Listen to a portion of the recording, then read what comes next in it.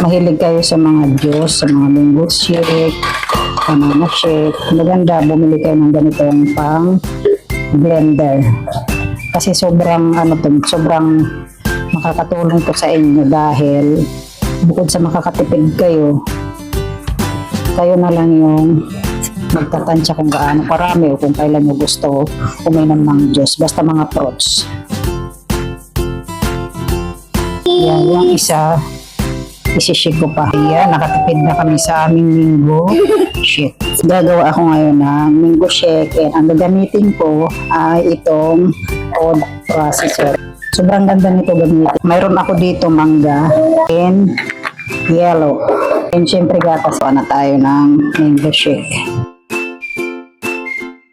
Maganda to guys pang shake, mga food processor, panggiling sa pagkain ng bata, and panggiling sa chicken, sa baboy, sa gulay.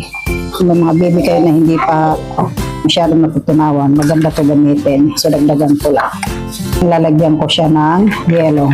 Huli ko na yung gatas. So ayan, nalagyan ko na ng gatas.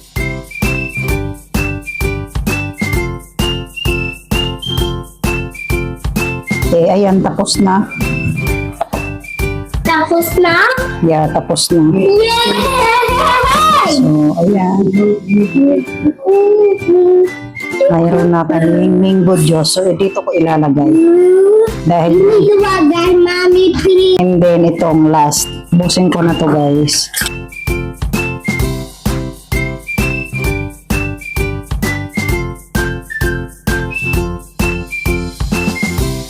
Okay guys, tapos na. O diba? Tapos na? Yes, ganun lang siya kadali. Hi, guys. Kakatipid Mami, kayo. son. Yeah, I'm done. Mami, son, hello. Class. Okay, and And sasalin ko ulit again. one, two, three, go.